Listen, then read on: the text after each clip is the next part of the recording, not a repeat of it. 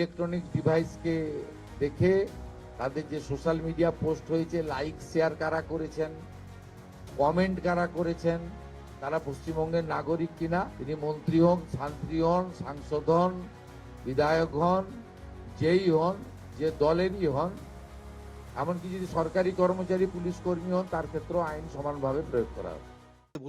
আমি আলাদা করে কারণ নাম বলবো না, কাউকে হিরো জিরো করার জন্য বলিনি। পশ্চিমবঙ্গের, ভারতবর্ষে তো নিশ্চয়ই অন্য প্রদেশও একই ব্যবস্থা নেবে।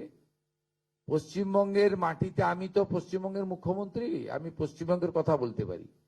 পশ্চিমবঙ্গের মাটিতে দাঁড়িয়ে পূজ্যপাত, প্রাতঃস্মরণীয়, দেশপ্রেমিক, যিনি স্বাধীনতা পাইয়ে দিয়েছেন, নেতাজি সুভাষচন্দ্র বসু সম্পর্কে যারা যেখানে অপমানজনক, অশোভন,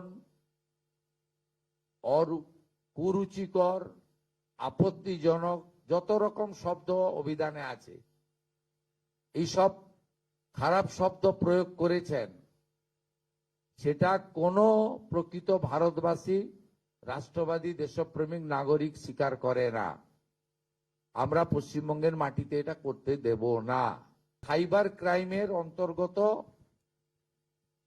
cyber crime, social media crime এবং আমাদের পুলিশের জেনারেল বিএনএস এর অন্তর্গত যেগুলো আছে,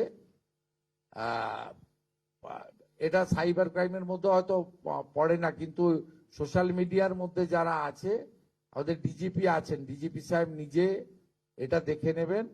আমাদের STF, cyber cell, CID, IB সবার সাহায্য নিয়ে ইলেকট্রনিক ডিভাইসকে দেখে তাদের যে সোশ্যাল মিডিয়া পোস্ট হয়েছে, লাইক শেয়ার কারা করেছেন, কমেন্ট কারা করেছেন, তারা পশ্চিমবঙ্গের নাগরিক কিনা, পুরোটাই দেখে নেওয়ার জন্য পুলিশকে নির্দেশ দেওয়া হচ্ছে এবং গ্রেপ্তারও করতে বলা হচ্ছে।